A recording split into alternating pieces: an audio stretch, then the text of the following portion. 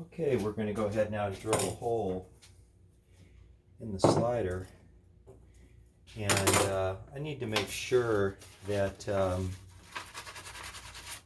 I put the hole absolutely dead center, and so I believe that that position is dead center, but the right thing to do is to calibrate it from here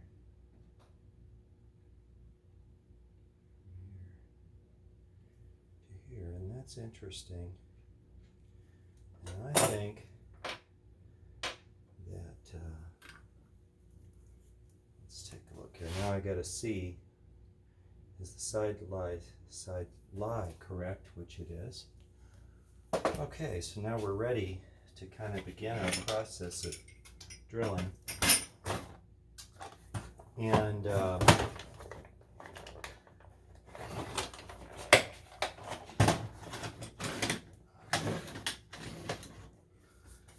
of the first things we got to do is decide how big a hole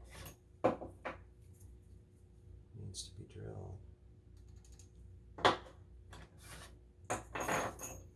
I'm taking these all out because I'm going to drill a series of holes that are bigger and bigger and bigger, starting with a pretty small one. That way the material will not be damaged. The material being, okay, this is the correct size. So that's how big that hole needs to be. We're going to drill a hole, and then we're going to use this Dremel tool, and we're going to chamfer the edges all the way around so it moves smoothly on the harmonica. At this point in time, we're going to bring the camera onto close-up, and we're drilling. I don't use the battery-operated units because the batteries go bad so quickly. It just seems like, you know, no time has passed and all of a sudden it doesn't work anymore. And I do wear safety glasses, but I don't wear ear protection here. I've never seen any situation that even closely resembled a risk of any kind doing this. As I take a look at that, I can see that I don't like that position. I just don't. I don't think it's dead center. I think it's close. It wasn't exactly where it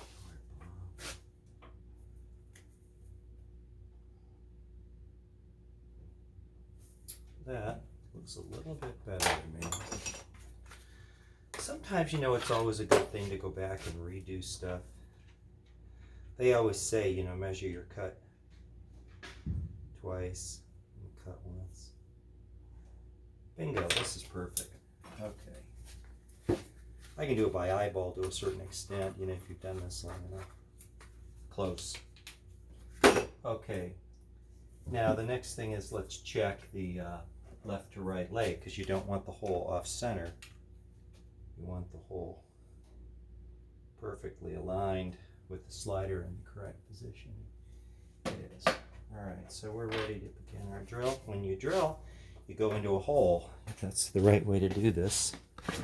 So we'll use a close-up for you here, and hopefully you can see the process. So let's see if we got the slider in our thing. We got a, oh, here it is. We're actually a little closer here, like right here. So you put that over the hole, see, and then when the drill goes through, it doesn't damage your table.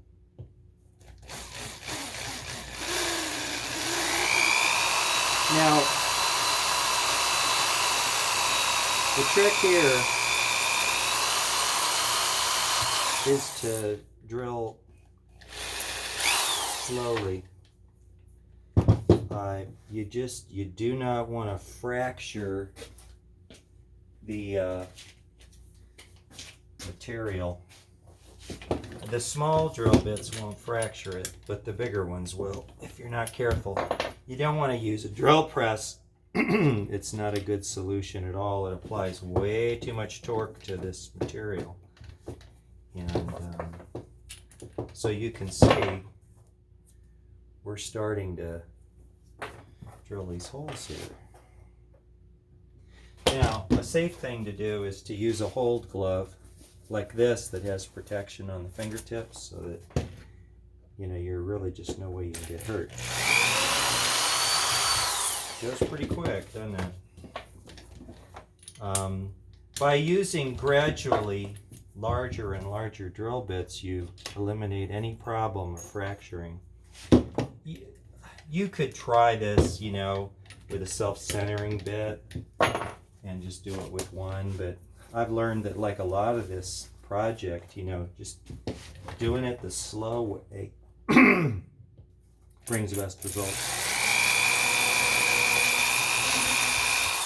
I don't really press on this very hard. I'm letting it just kind of cut gently. And of course, I've come to these methods by testing other ways. And we've got so much time in this that we certainly don't want to make a mistake now. I mean, there's hours of work, so you want to be really careful that you're not making a mistake by moving too quickly. This is a pretty straightforward process, as long as you go slow and you apply gentle pressure and let the machine do the cutting. This is a variable speed drill, which is critical for this. The bigger the drill bit, the more it has a tendency to grab the piece and fracture it. It won't fracture it if I hold it by hand because the whole system can wiggle because of my arms and everything, but with a drill press it applies very direct, hard pressure. And while that's a good thing for cutting brass, this material is actually quite a bit harder than brass.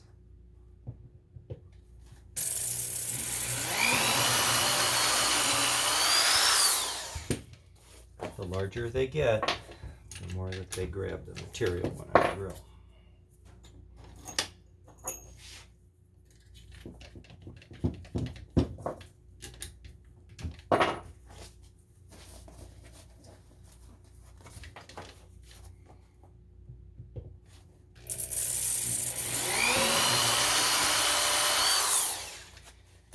By holding it, if the piece needs to move a little bit to ease the pressures on it, it can move. If I had it in a drill press, I like drill presses, but I also like older hand styles too.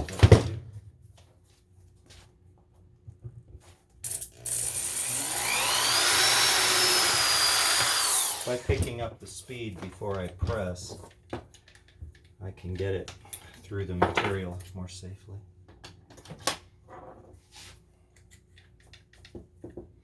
In other words, I let it spin and I'm not pressing down in the beginning just to get some speed up so it can cut through easier.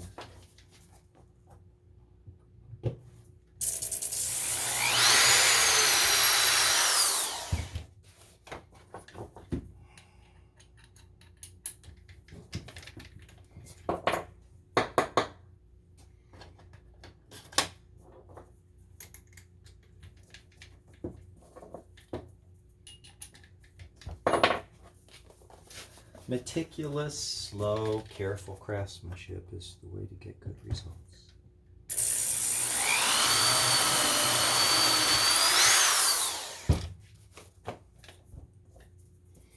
There's a certain flow to this work, like music, a certain speed that works.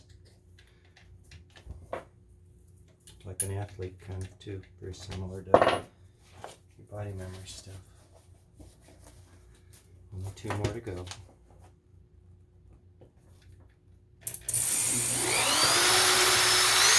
It wanted to grab, but it didn't. But but it wanted to.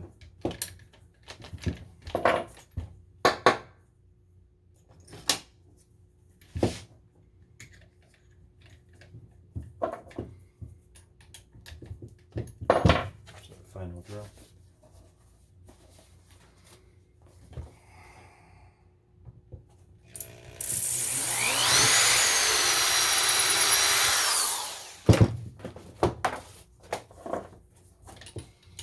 Completes first operation.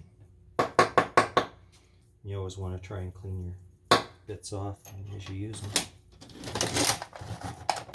These drill bits were a gift from a man who had me do some customization to his instrument. He was very happy, so he sent me a drill press, a wireless microphone with a Toots Thielemans mic and a wireless system, and these drill bits and clamps. He said, I want to support you in your work you're doing. Okay, you always put your tools away as you use them. Now, if I tried to use this slider right now, it would function, but it clicks. Hear it? That's because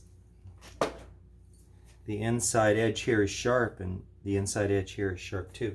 So we're going to grind those down. That's our next thing.